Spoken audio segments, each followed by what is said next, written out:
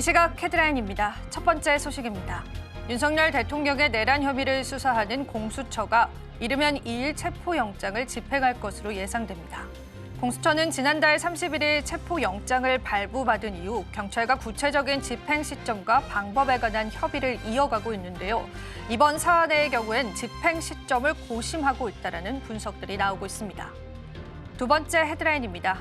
2025년 새해 첫 거래일 코스피 지수가 2,400선에서 보합선을 보이면서 부진한 흐름을 보이고 있습니다. 지난해 수출이 금액 기준으로 역대 최대를 기록한 가운데 코스피 지수가 역사적인 저점까지 내렸으나 정치적 불확실성 등으로 외국인 순매도세가 해를 넘어 이어지고 있다는 분석입니다. 세 번째 헤드라인입니다. 레인보우 로보틱스는 지난해 12월 31일 최대 주주 변경을 수반하는 주식 양수도 계약 체결을 공시했습니다. 삼성전자가 레인보우 로보틱스 지분 14.71%를 인수하면서 확보한 콜옵션을 행사했기 때문입니다. 이로써 삼성전자의 레인보우 로보틱스 지분율은 14%에서 35%로 확대됐고 오늘 관련한 이슈로 레인보우 로보틱스는 상한가에 진입했습니다. 마지막 헤드라인입니다. 올해 상반기 국내 시장에서 에스테틱 관련주에 주목할 필요가 있다는 분석이 나왔습니다. 경기가 부진하지만 수출 중심으로 성장할 것이라는 이유에서인데요. 사실상 내수를 기반으로 하는 업종은 성장이 둔화될 가능성이 높아진 상황이지만 톡신 필러 섹터는 그렇지 않다라는 게 증권가의 분석으로 현재 풀이되고 있습니다.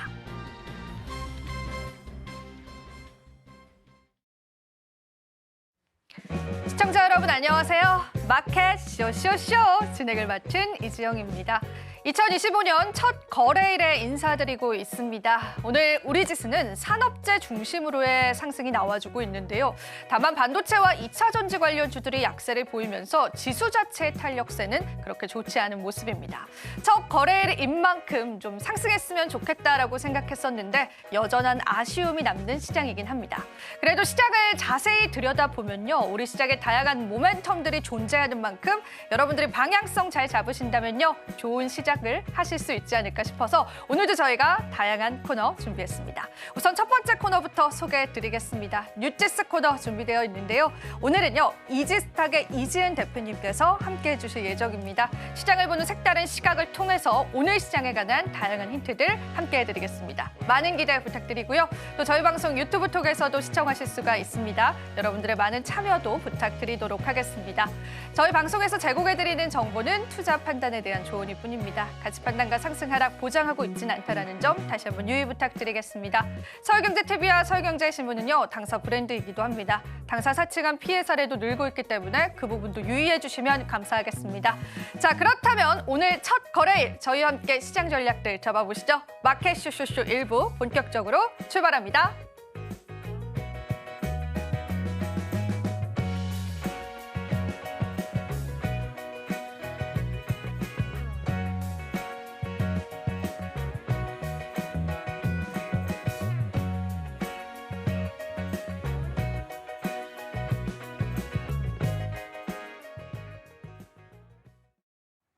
새해 첫 거래일 오늘 함께해 주실 분 바로 소개해드리겠습니다. 이지은 대표님 오늘도 함께해 주셨고요. 인사 나눠보겠습니다. 대표님 안녕하세요. 안녕하세요.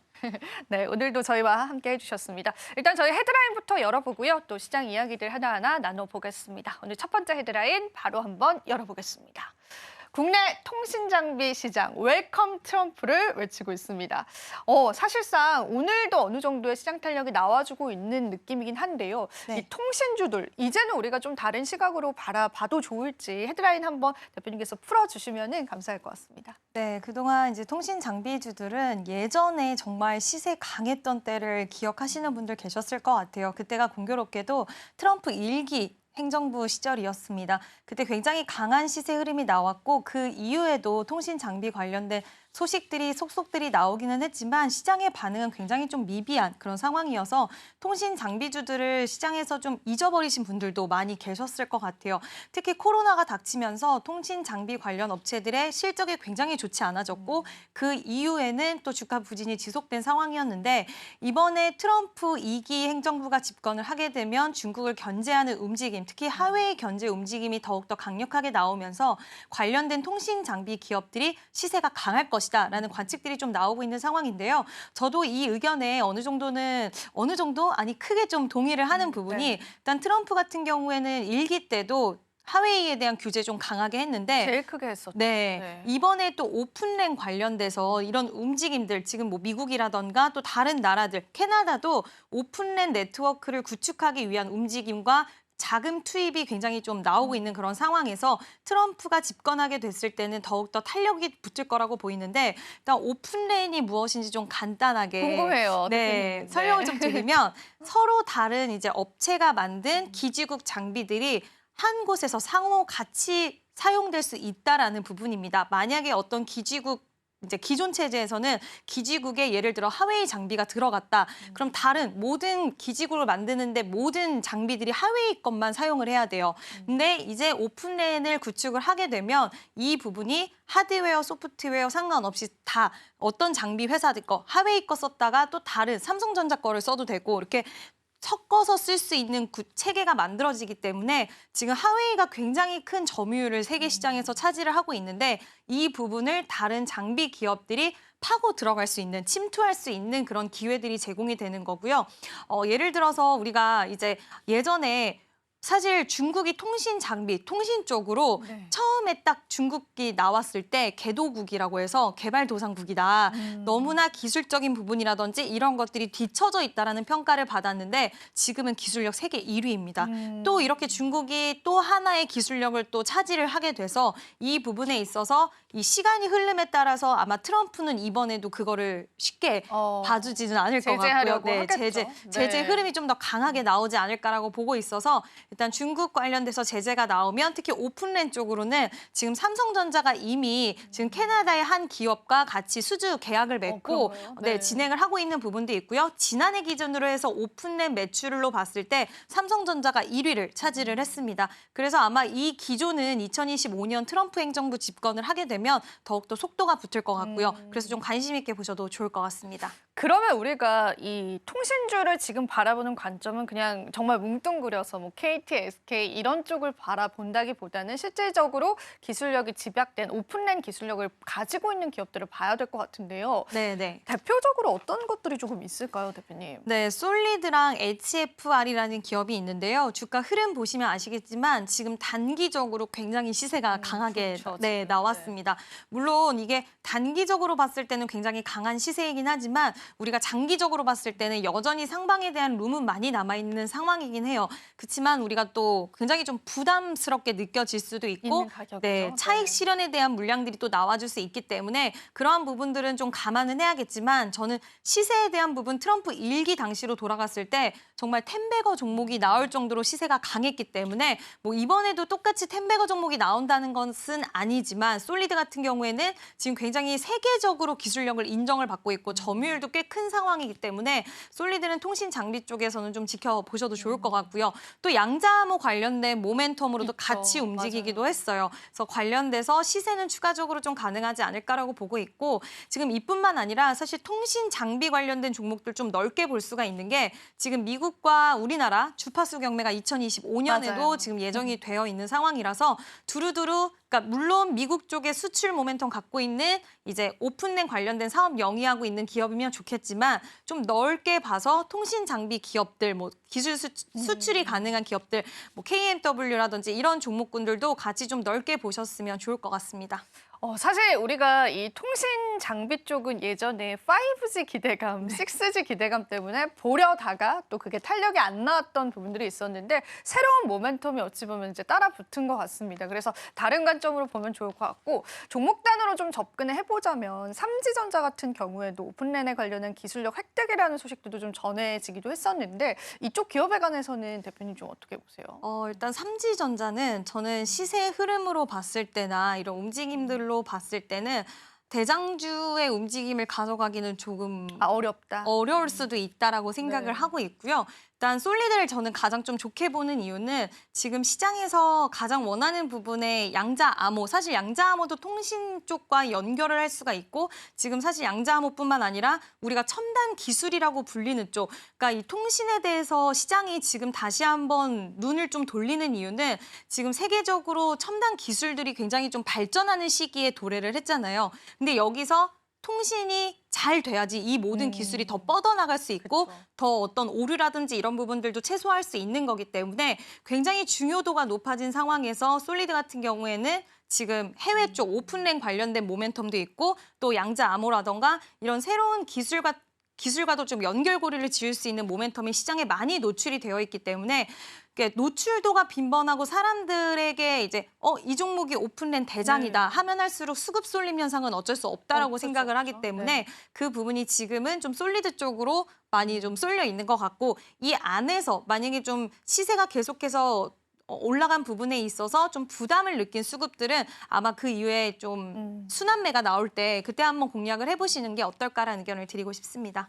네, 통신주 안에서도 이제는 오픈랜과 같은 장비주들 우리가 집중을 해봐야 된다라고 말씀해 주셨고 솔리드 쪽도 한번 여러분들 계속 바라보시면 좋을 것 같습니다.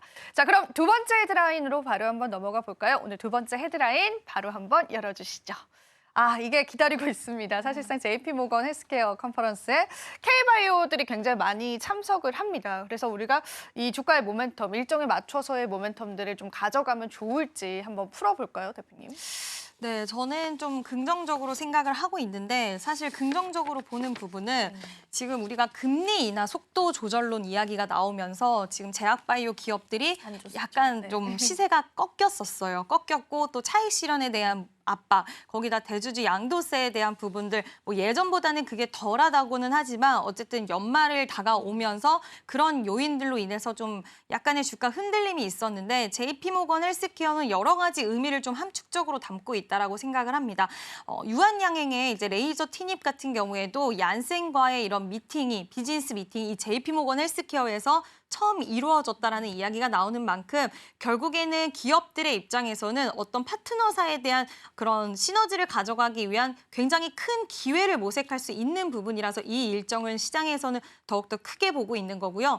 예전에는 JP모건 헬스케어 이후에는 주가가 좀 급락하기도 했어요. 단순 기대감이었기 때문에 급락을 하기도 했지만 저는 이제는 조금은 다르게 보는 이유가 우리나라 기업들이 빅파마 기업들과 기술 이전을 2024년에도 성과를 많이 이루어냈고 기술적인 측면들이 굉장히 좀 뛰어난 흐름으로 오고 있기 때문에 이와 관련돼서 단순 기대감이 이제 일정이 소화됐다 끝났다가 아니라 일정 소화 이후에 어떤 기술 이전에 대한 모멘텀이 또 나올까 시장은 추가적으로 기대를 좀 하지 않을까라고 보고 있고요. 학회는 상반기 때 계속 있습니다. AACR도 있고 지금 계속해서 학회 일정은 있기 때문에 이와 관련돼서 좀 기대적인 요인들은 좀 이어지지 않을까라고 보고 있고요. 또 JP모건 헬스케어가 중요한 부분은 우리가 1년 동안, 뭐 1년이 아니라 앞으로 당분간은 이 제약바이오 안에서 헬스케어 쪽에서 어떤 쪽으로 빅파마 기업들이 좀 집중을 하고 있는가. 예를 들어서 뭐 비만 치료 관련돼서 이야기가 많이 나오는가, AI 신약 관련돼서 개발하는 쪽으로의 이런 집중도가 올라가느냐, 아니면 ADC 치료제가 키워드냐. 이 키워드가 지금 제가 방금 말씀드린 게 주요 키워드라고 하는데 이런 키워드가 시장에서는 이번 연도도 그럼 비만 치료 관련돼서 기술 이전이 일어날 수도 있겠다. 많은 기업들이 이쪽으로 관심 갖고 있구나. 이런 거를 한번 체크할 수 있는. 그러네요. 네, 그래서 우리나라 제약바이오 안에서도 흐름을 같이 가져갈 수 있는 그런 좀 기회가 될 수 있기 때문에 JP모건 헬스케어가 가져가고 있는 의미는 좀 많지 않을까라고 보고 있습니다. 사실 저희가 작년에도 학회는 무수히 많았는데 그 학회가 열린다고 해서 주가가 다 탄력을 받지는 않더라고요. 저도 일정과 비교를 해봤었는데 근데 어쨌든 JP모건 헬스케어 컨퍼런스는 가장 큰 어떤 행사이기도 하고 거기에서 올해 바이오의 트렌드를 볼 수 있다, 엿볼 수 있다라는 부분에서 의미가 있을 것 같은데요. 그러면은 이번 헬스케어 컨퍼런스에서 가장 큰 핵심 기술 어떤 걸로 좀 떠오를 것이다라고 보세요, 대표님께서는? 저는 ADC 쪽을 ADC 정확히 네. 지금 이제 뭐 약물 항체 접합 기술이라고 해서 이제 뭐 항암 치료할 때 정말 딱 공격을 암세포만 표적해서 잘 공격할 수 있는 기술이다. 이렇게 쉽게 좀 설명드릴 수 있을 것 같은데요. 그 기술이 지금 굉장히 시장에서는 관심도가 높은 그런 상황이고 실제로 리가켄 바이오, 뭐 ABL 바이오 이런 기업들이 그런 기술에 대한 부분들 모멘텀을 좀 보유를 하고 있고 그만큼 주가 흐름이 좀 기대적인 요인에서 좀 약간의 조정이 나왔을 때도 항상 매수세가 유입되는 이유는 아마 리가켄바이오는 이쪽 치료제 시장에서 2024년에 또 일본의 기업과 기술 이전 2건을 이뤄냈기 때문에 관련돼서 ADC 치료제에 관련된 좀 기대 심리 작용될 수 있을 것 같고요. 또 하나는 비만 치료. 지금 여전히 네. 일라이릴리랑 노보노디스크의 경쟁 구도가 더 심화됐기 때문에 이와 관련돼서 비만 치료제 시장을 잡기 위한 그런 움직임들이 좀 더 강하게 나오지 않을까라고 보고 있어서 이 두 키워드와 그리고 AI, 아까 말씀드린 부분들 계속 좀 중요하지 않을까. 올해도 그렇게 좀 흘러가지 않을까라고 보고 있습니다. ADC와 또 비만 치료제 트렌드 저희가 한번 주목을 해보면 좋을 것 같습니다. 자, 그러면은 또 이제 최근에 바이오 업종들에게 뜨겁게 떠오르고 있는 또 하나의 키워드가 있습니다. 첨생법 관련해서 이제 2월부터 시행 예정이다라고 하는데 이 부분에 따라서 우리가 좀 주목해볼 만한 기업들이 있을지 어떤 의견이실까요?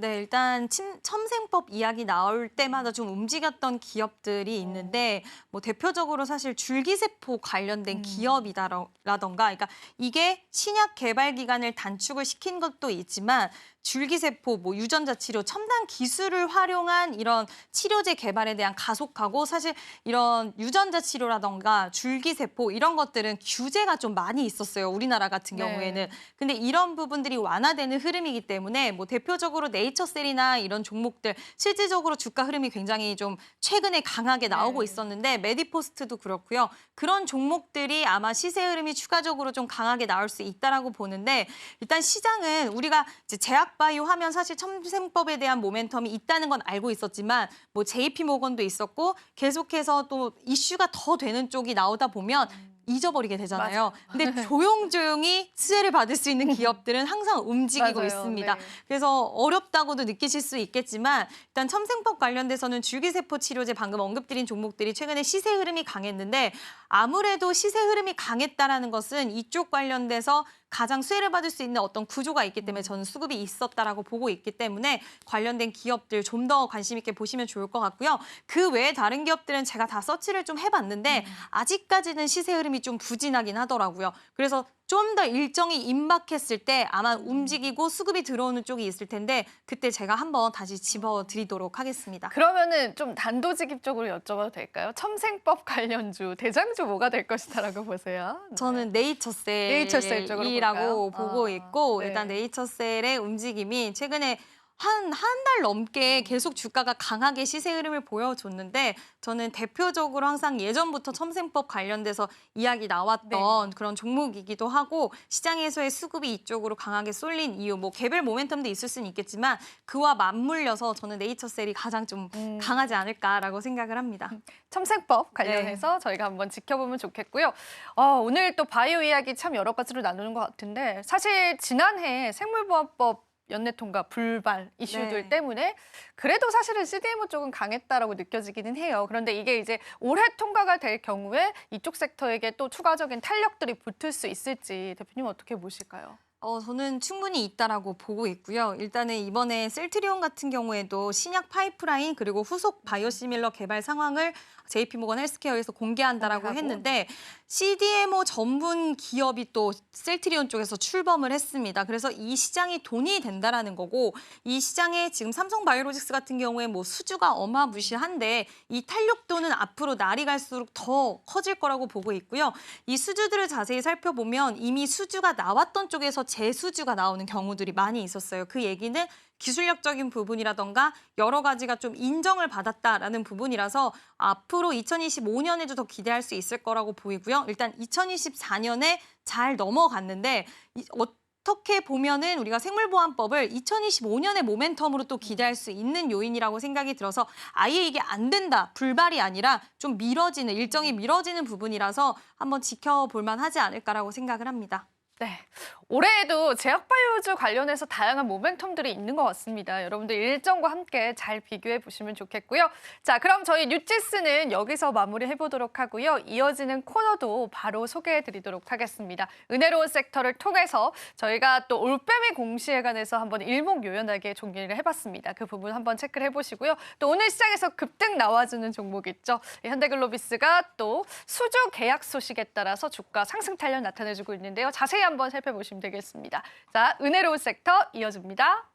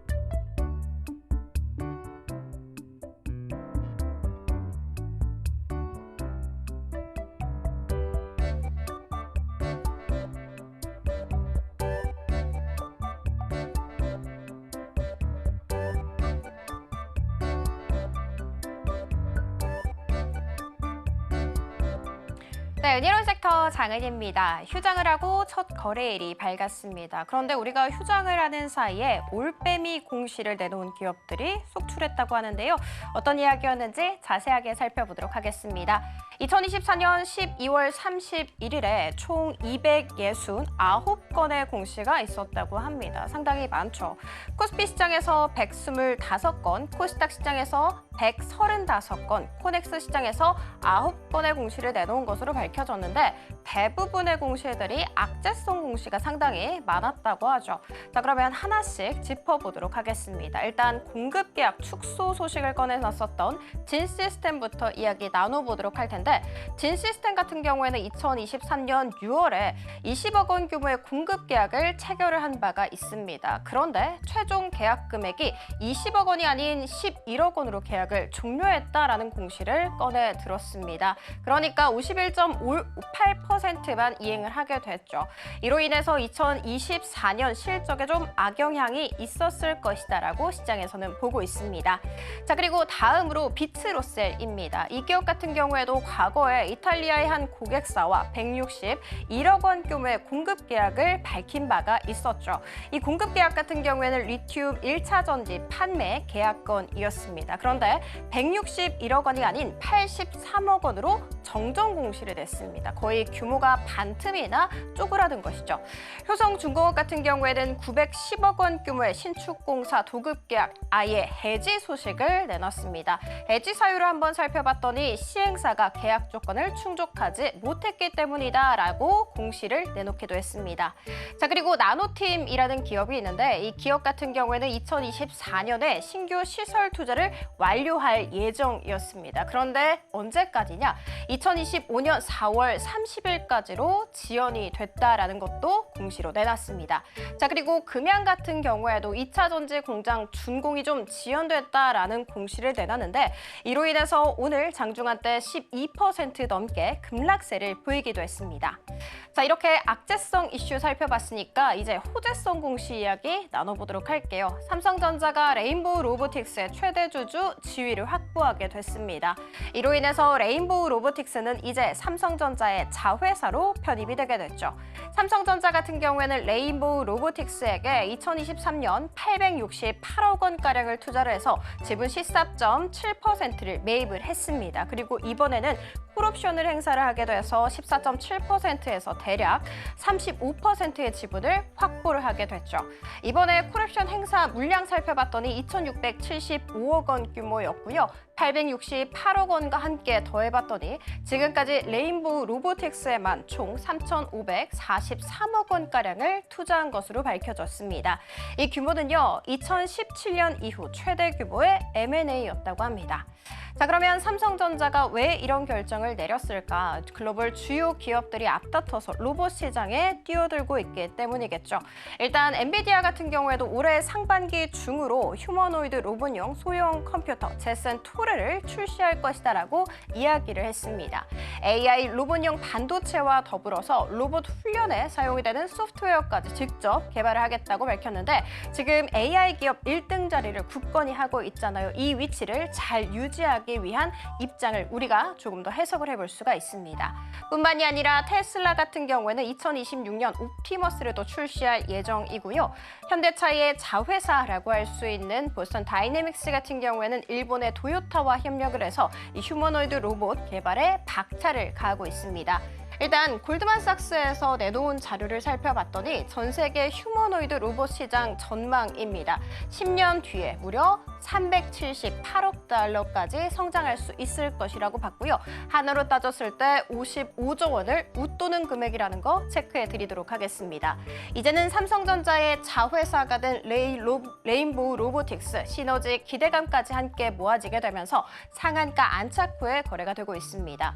오늘 장중한 때 상한가를 터치한 종목이 총 4개가 있었는데 이 4개 종목 모두 다 로봇 관련 종목이었고요. 지금 현재도 20% 이상의 강한 슈팅을 나오고 있는 종목들 대부분이 로봇 관련 종목이라는 점 체크해드리도록 할게요. 자, 그리고 또 다른 이야기 나눠보도록 하겠습니다. 현대글로비스 이야기인데요. 현대글로비스가 현대차, 기아와 해상 운송 계약을 맺었다고 합니다. 현대차와는 3조 3,655억 원가량이고요. 기아차와는 3조 3,040억 원가량입니다. 그래서 이 둘을 더해봤을 때 총 6조 7천억 원 규모의 계약 소식을 밝히게 된 것이죠. 상당히 큰 금액이라고 볼 수 있고요. 과거의 사례와 빗대어 보았을 때도 굉장히 크다는 거 체크해드리도록 할게요. 일단 2022년부터 2024년까지 현대글로비스와 현대차, 기아와 함께 맺었던 계약 규모 같은 경우에는 1조 9,600억 원이었습니다. 이때에 비해서 거의 3배 이상의 계약 규모를 자랑하고 있는 것 확인을 해볼 수가 있습니다. 이렇게까지 폭증을 하게 된 이유가 무엇이냐 살펴봤더니 최근 들어서 완성차 해상 운송료가 급등세를 보여주고 있고 환율 역시도 덩달아 올랐기 때문에 계약 금액이 증가했다라고 시장에서는 분석하고 있습니다. 자, 그래서 이 두 가지 건의 계약 때문에 벌써 현대글로비스는 2024년, 그러니까 작년 전체 매출의 벌써 26%를 채웠다고 합니다. 현대차가 13.1%를 기여를 했고요. 기아차 같은 경우에는 13%를 기여하게 됐습니다. 자, 그리고 계약 기간도 눈여겨봐야 합니다. 통상적으로 2년에서 3년 단위로 원래 계약을 하거든요. 그런데 이번에는 5년 단위로 계약 기간이 연장됐다고 합니다. 자, 그래서 증권가에서는 이 사건을 두고 5년간의 장기 계약을 토대로 해서 현대글로비스가 충분한 수익성을 확보하고 안정적으로 운영이 가능해질 것이다라고 평가하기도 했습니다. 자, 그리고 국내 테마 탑3 들어가 보도록 하겠습니다. 조선과 조선기자재로 먼저 준비를 해봤습니다. 증권가에서 긍정의 리포트를 꺼내놨습니다. 중장기적으로 성장성을 주목할 필요가 있다라고 이야기를 하면서 미국과 인도와의 파트너십 역시도 기대된다라고 전했습니다. 특히 미국 같은 경우에는 현재 존스법 개정이 진행이 되고 있죠. 그래서 2025년에는 주요 협약들이 대거 체결될 것이기 때문에 2025년은 굉장히 유의미한 전환점이 되는 시점이다라고 리포트에서 이야기하고 있습니다. 자, 그래서 오늘 관련 종목들의 흐름 잘 가고 있습니다. 자, 그리고 전선과 전력 설비로 준비를 해봤습니다. 역시나 증권가에서 긍정의 리포트가 있었고요. 증권가에 따르면 2028년까지 미국의 데이터 센터 전력 수요가 연평균 13%에서 37%까지 증가할 것이라고 보고 있습니다. 이뿐만이 아니라 데이터 센터와 더불어서 제조 리쇼어링과 전기차 보급 확대가 전력 수요를 이끌 것이다라고 보고 있었는데 여기에서 리쇼어링이라는 것은 해외로 진출한 기업들이 다시 국내로 복귀하는 것을 뜻하죠. 트럼프가 취임하기에 따라서 이 리쇼어링 정책을 강력하게 펼칠 것이다라고 시장에서는 보고 있습니다. 이 같은 소식 속에 오늘 세 종목 모두 다 7% 안팎의 강한 상승세를 보이기도 했습니다. 자, 그리고 마지막 화장품 짚어보도록 하겠습니다. 역시나 증권가에서 긍정의 리포트가 있었어요. K뷰티 글로벌 점유율 확대 순항 중에 있다라는 것이 주 골자였고요. 더 특히 2025년에는 미국 외에도 유럽이라든지 중동 등으로 수요처가 더 확대될 것이다라고 이야기했습니다. 탑픽으로는 실리콘2를 제시를 했습니다. 그럼에도 불구하고 실리콘2보다는 아이패밀리 SC와 제닉이 조금 더 강한 상승 탄력 보이고 있습니다. 이 두 종목 모두 다 지금 현재 나란히 10% 안팎의 강한 슈팅 나오고 있습니다. 자, 지금까지 은혜로운 섹터 함께 살펴봤습니다. 이어지는 오이슈 시간에는요, 로봇에 대해서 이야기 나눠볼까 합니다. 연말부터 시작해서 로봇이 좀 강한 상승 탄력이 나왔었는데 연초부터 주인공 자리를 꿰차고 있습니다. 앞으로 더 갈 수 있을까요? 궁금하시죠? 자, 그러니까 다음 코너도 기대하쇼쇼쇼!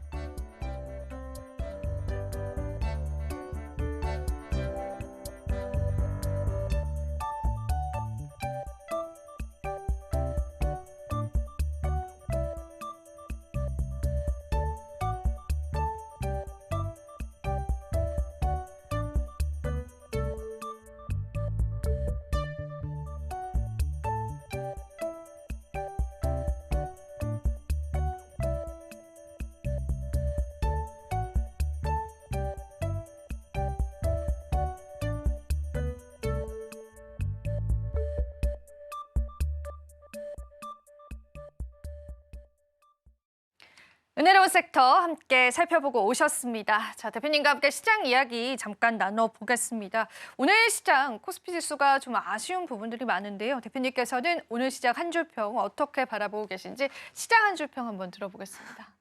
오늘 좀 애매한 시장인 것 같습니다. 그렇죠? 네, 좋지도 나쁘지도 좀 않은 것 같은데 제가 좋지도 나쁘지도 않다라고 한 이유는 물론 오늘 로봇 관련된 종목들의 시세 흐름이 굉장하게 강하게 나오고 맞아요. 있긴 하지만 대표적으로 우리가 시장의 주도 섹터, 반도체, 2차 전지, 오늘은 제약바이오까지 뭐 일부는 살짝 쉬어가는 흐름이 나와주고 있는데 사실 우리가 코스피 지수가 오늘 지금 하락세를 이어가고 있잖아요. 삼성전자, SK 하이닉스가 연초 들어서는 좀 반전의 모습을 기대한 분들이 많지 않았을까라고 저는 생각하고 있고 또 2차 전지도 역시나 마찬가지로 좀 주도하는 섹터들의 흐름들이 강하게 나와줘야 되는데 그 부분이 좀 아쉬웠고요. 또 좋다라고 할 수 있는 부분은 그 전에도 로봇 관련된 이슈들이 나왔지만 참 힘이 없었는데 네. 이번에는 찐 상승이 나왔다는 정말로요. 거. 네. 네, 그리고 수출 데이터가 뭐 일시적으로 반짝 잘 나온 거다라는 그런 평가들도 있긴 하지만 또 수출 데이터 잘 나온 쪽은 오늘 시세 흐름이 강하게 이어가고 있다라는 점. 이런 것들은 좀 그래도 실적과 또 우리가 수치, 지표는 배신하지 않는구나라는 것을 다시 한번 좀 확인할 수 있는 대목이어서 그 부분은 그래도 좀 무난했다, 괜찮았다라고 생각은 하는데 전반적으로는 딱 이렇다라고 말하기는 좀 어려운 것 같습니다. 아무래도 시총 상위 종목군들의 힘이 없다 보니까 지수 자체의 힘도 없어지는 것 같은데요. 자, 그렇다면 우리가 이런 시장 속에서 또 어떤 이슈들에 집중을 해봐야 할지 대표님과 함께 시장 전략대 세워보겠습니다. 대표님, 오늘은 저희가 어떤 이슈에 좀 집중을 해보면 좋을까요? 로봇주들 이 시간을 통해서도 몇 번 제가 좀 말씀을 드렸었어요. 여러 번 저희가 이야기했죠. 네. 네. 여러 번 이야기를 했었는데 그때마다 살짝 아쉬운 부분들을 제가 내비치기도 했습니다. 그렇지만 이번에는 좀 다르다고 생각할 수 있는 요인이 있는데 모두들 너무나 잘 아시겠지만 삼성전자가 레인보우 로보틱스 최대 주주로 등극을 했습니다. 2024년에도 이 이야기는 끊임없이 나왔어요. 네. 레인보우 로보틱스를 마주치는 분들은 다 도대체 삼성전자가 언제 최대 주주로 될 것이냐. 등극을 할까. 네. 아마 2024년에도 또 기대를 하셨던 분들이 많이 계셨을 텐데 새해 첫 거래일부터 선물을 또 안겨주었고 그 이슈로 인해서 관련된 종목들의 시세 흐름이 굉장히 강한데요.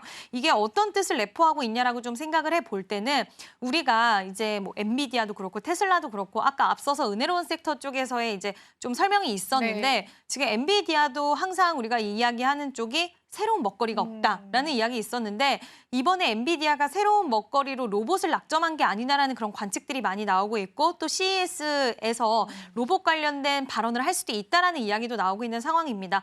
이렇게 글로벌 빅테크 기업들이 로봇 쪽에 대한 집중을 하고 있고 그 확산세가 무서운데 여기에 우리나라 기업들도 뒤처지지 않으려고 좀 빠르게 움직임이 나오고 있는데 이게 우리나라 또 늦은 거 아니야 라고 생각하실 수 있겠지만 지금 로봇 관련된 산업은 이미 커져가고 있는 산업이긴 하지만 아직까지 기술에 있어서는 발전해 해 나가야 될 부분들이 많기 때문에 이제 지금 우리나라 기업들이 움직임도 저는 늦었다라고는 생각하지는 않습니다. 않아요. 네. 네, 발 빠르게 이 흐름의 궤를 같이 하기 위한 움직임이라고 보이고 있고요. 또 한 가지 또 중요하게 볼 수 네. 있는 건 우리가 로봇 2023년에 시세가 굉장히 강했어요. 네. 근데 그때는 이제 로봇 시장이 도래를 할 것이다. 인간을 대체할 수 있다라는 이야기가 나왔고 2024년에 그거를 증명을 했어야 되는데 보여준 게 사실 없었던 것 네. 같아요. 2024년에. 근데 2025년 새해 첫날부터 이런 움직임, 삼성전자의 움직임도 있었지만 올해 테슬라 쪽에서의 옵티머스가 좀 더 이제 옵티머스가 공장에 풀어진다. 이제 그런 이야기 나오고 있고 또 엔비디아 쪽에서도 이런 움직임들 상반기 때 또 로봇 관련된 모멘텀 일정을 가지고 있기 때문에 이와 관련돼서 이제는 본격화됐다라고 생각을 합니다. 그래서 시장에서의 이런 움직임은 로봇주들을 받아들이는 이런 시선이나 이런 것들 좀 변화가 있을 거라고 보고 있고 로봇주들 오늘 시세 강하지만 역시나 계속해서 좀 지켜봐야 되지 않을까라고 생각을 합니다.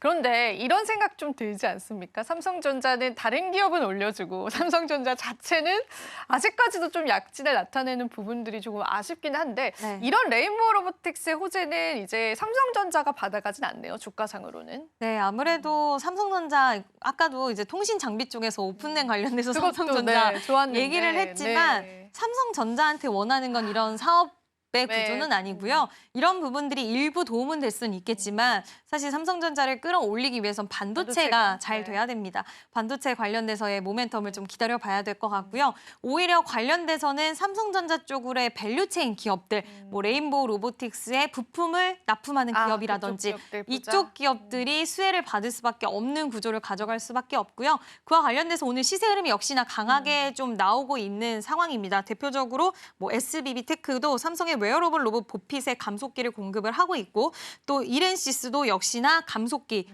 웨어러블 로봇 쪽으로 공급을 하고 있고 SPG도 역시나 감속기 공급인데 레인보우 로보틱스와도 협력이 있기 때문에 오늘 시세 흐름이 20% 맞아요. 이상 굉장히 강하게 나옵니다. 이게 이제서야 이렇게 제대로 가는 것 같아요. 대표님, 저희가 항상 이제 기대를 했었고 보핏 출시 때문에 이제 오를 것이다라는 예상치도 있었는데 보핏 출시는 아직 미뤄진 것 네. 같고 오히려 지분 확대 소식 때문에 로봇주들이 움직입니다. 그러면은 2025년도 선도할 만한 이제 슈퍼사이클이 갈 만한 그런 섹터다라고도 보실까요? 로봇 쪽에 관해서?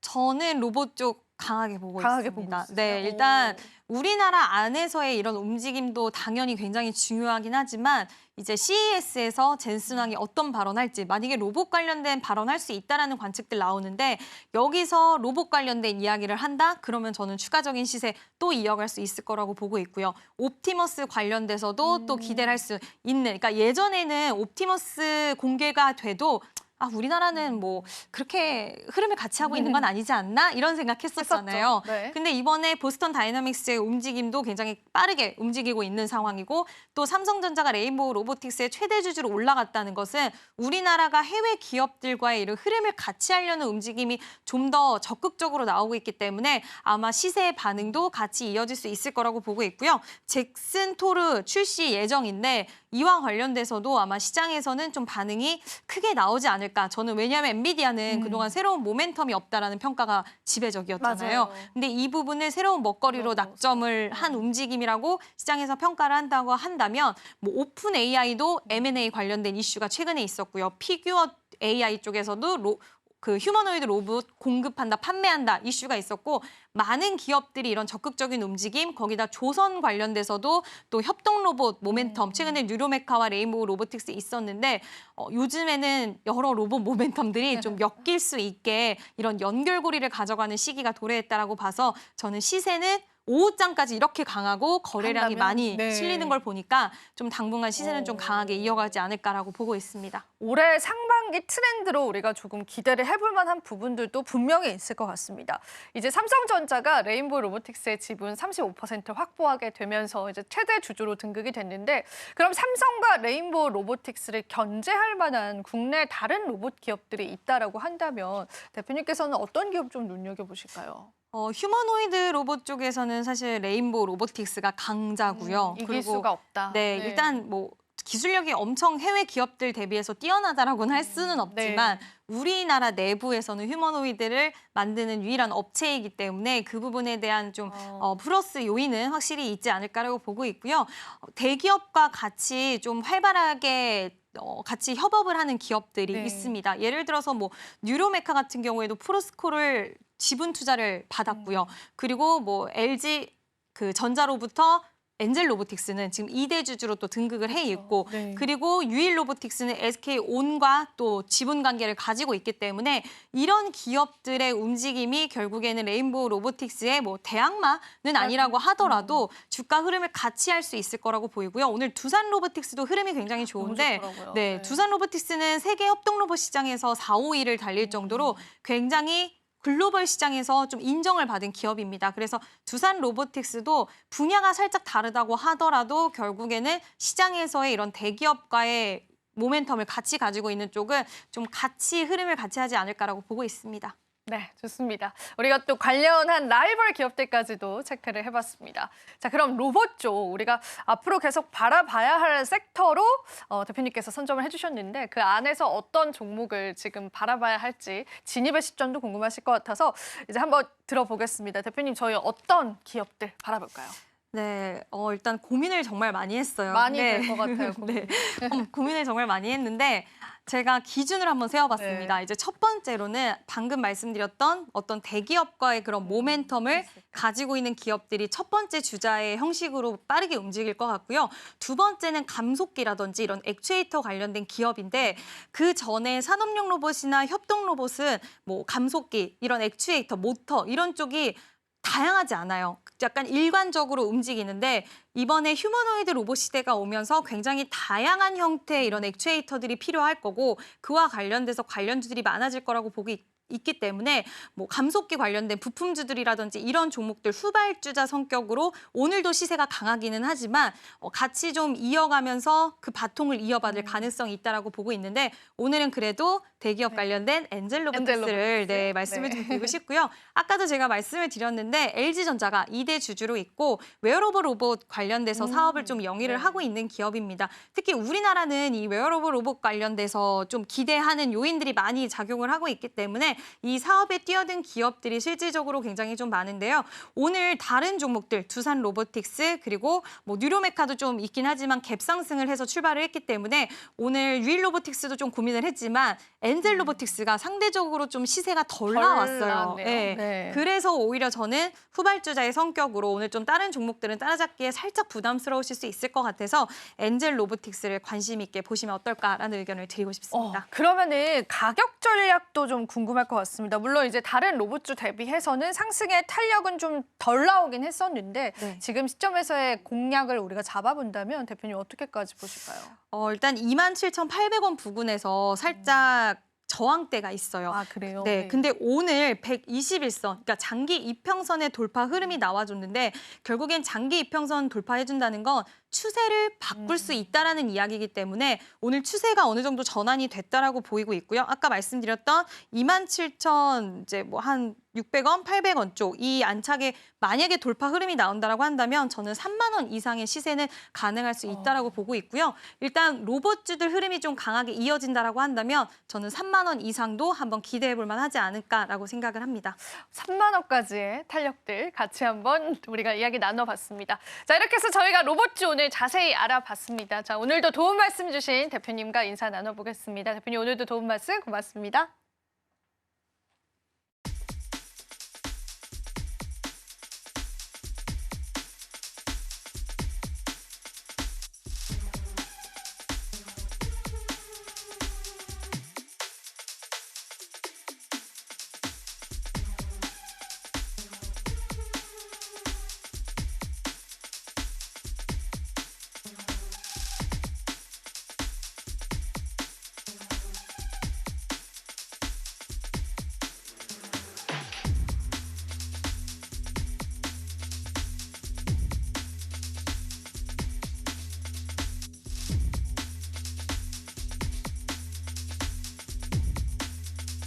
마켓 쇼쇼쇼 쇼타임 오늘 또 1부 마지막 코너로 인사드리고 있습니다. 증권가에서 보는 우리 시장에 관한 시선들 체크해 보실 텐데요.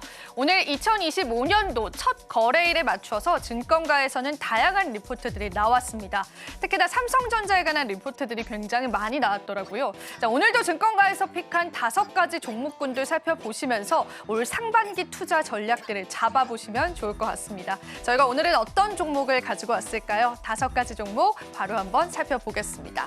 자, 일단은 오늘 종목군들은 2가지 종목은 상향 리포트가 나왔고요. 나머지 2가지는 하향 리포트가 나왔습니다. 삼성전자 쪽으로는 3가지의 리포트가 나왔는데 잠시 뒤에 언급을 드리도록 하고요. 이게 종목 리포트이긴 하지만 각각의 섹터의 방향성들도 확인을 해볼 수가 있었습니다. 조선 쪽을 여전히 긍정적으로 바라보는 증권가의 시선, 그리고 K푸드도 마찬가지죠. 하지만 우리가 소비재와 화학 쪽에 관해서는 여전히 시장에서는 보수적인 관점들 있었다라고 보시면 되겠습니다. 자, 우선은 삼성전자 쪽 리포트 한번 풀어보도록 하겠습니다. 이제 삼성전자에 관해서 반도체 업황 부진에 관한 이야기들은 많은 투자자분들이 아시는 내용이기 때문에요. 그 이야기는 조금 생략을 해보도록 하겠습니다. 하지만 일단 시장의 눈높이가 낮아진 시점에서 제대로 된 밸류를 언제 받을 수 있을까가 굉장히 중요한 요인이 됐을 텐데요. 미래에셋증권에서는 삼성전자는 대략 4개월 뒤에 제대로 된 밸류를 받을 수 있을 것이다라고 내다봤습니다. 그렇기 때문에 지금을 우리가 매수의 시점으로 가져가도 좋다라고 언급하기도 했습니다. 사실 이 미래에셋증권 말고도 대신증권에서 그리고 현대차증권에서도 삼성전자 리포트가 나왔는데요. 각각의 가격대는 좀 달랐습니다. 모두 다 7만 원대를 내다봤는데 미래에셋증권만 유일하게 8만 원대를 내다보는 그런 증권사이기도 했습니다. 하지만 대부분의 증권사는 지금 현재 삼성전자의 주가 자체는 7만 원 밴드선에서 내놓고 있다라고 하는 부분들도 여러분들 살펴보시면 좋겠습니다. 제대로 된 밸류를 받을 그 시기를 같이 한번 기다려보면 좋을 것 같고요. 그리고 NH투자증권에서 HD 현대중공업에 관한 리포트도 나왔는데요. 같이 한번 살펴보겠습니다. HD 현대중공업은 사실상 이전의 증권가의 목표 주가를 이미 상방으로 돌파한 상황입니다. 기존 목표가 25만 원 선을 넘어서서요. 28만 원대까지 현재 바라보고 있는 그런 기업인데요.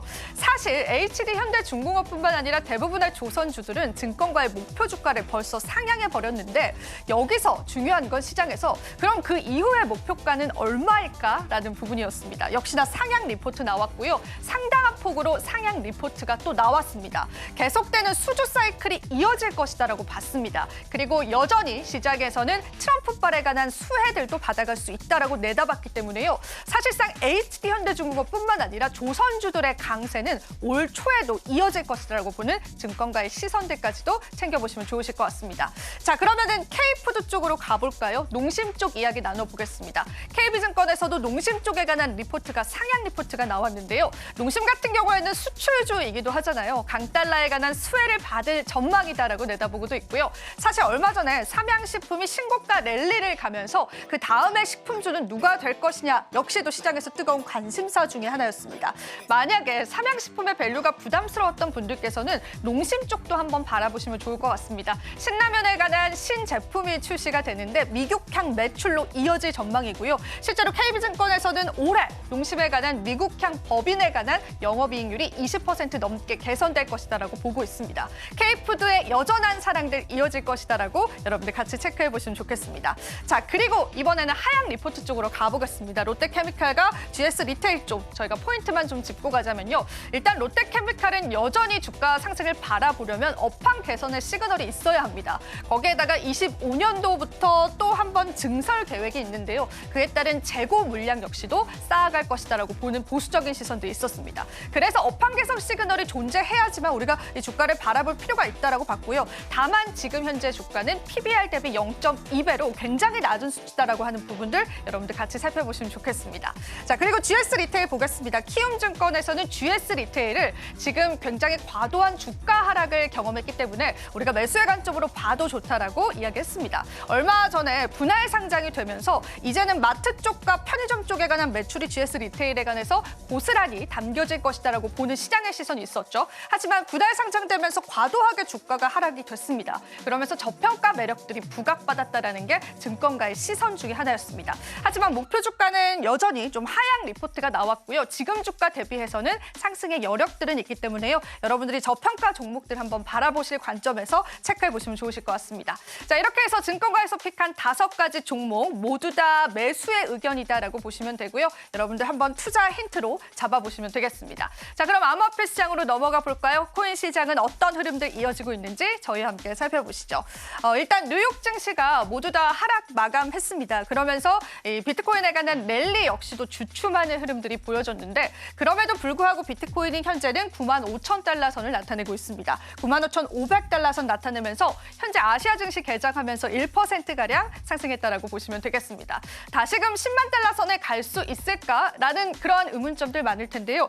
지난 우리가 분기를 한번 집계를 해보면요. 비트코인 ETF 쪽으로에 관한 굉장히 많은 유입이 됐습니다. 그래서 이 뉴욕 증시에서도요. ETF 유입량만 놓고 봤을 때는 무려 3위를 해당했다라고 합니다. 그 부분들 역시도 수급적으로 부각을 받고 있다라고 보시면 되겠습니다. 자, 이더리움 쪽에 관해서는 또 한 번의 상승 탄력을 나타내고 있으면서 3,400달러 선을 나타내고 있는데요. 거기에 따라서 이더리움 쪽으로의 수급 역시도 현재 유입되고 있고요. 자, 리플 코인이 한때는 시가총액 상위 상위로 다시 한번 등극을 했었는데요. 지금 현재 아시아 증시 개장하면서는 테더가 다시 한번 더 3위를 차지하고 있습니다. 리플 역시도 스테이블 코인에 관한 기대감들이 계속되면서요. 시장에서 강한 상승 탄력 나와주고 있고요. 업빅트 쪽으로의 거래량이 실렸습니다. 즉 한국 투자자들이 리플 역시 많은 거래를 하고 있다라고 보시면 될 것 같습니다. 자, 그리고 솔라나 쪽 같은 경우에는 오늘 시장에서는 5%가량 급등 양상 시연합니다. 그러면서 다시 한번 더 200달러 선을 나타내고 있다라고 보시면 되고요. 트럼프 취임을 앞두고 다시 한번 시장에 수급이 들어오는 모습까지도 확인이 되고요. 일론 머스크가 또 한 번 이런 도지코인을 일으키는 X를 게재하기도 했습니다. 그래서 오늘 도지코인 필두로 페페코인도 시장에서 상승이 나와주고 있다라고 보시면 되겠습니다. 자, 이렇게 해서 저와 함께 암호화폐 시장까지도 살펴보셨습니다. 자, 오늘도 여러분들에게 좀 도움 되셨을 시간이길 바라고요. 오늘 1부는 여기서 마무리해보도록 하겠습니다. 잠시 후 2부에서 함께 하시고요. 또 저희 방송에서 제공해드리는 정보는 투자 판단에 대한 조언일 뿐입니다. 가치 판단과 상승 하락 보장하고 있지 않다는 점 다시 한번 유의 부탁드리겠습니다. 저희는 잠시 뒤 2부에서 다시 찾아뵙도록 할게요. 오늘도 시청해주신 여러분 고맙습니다.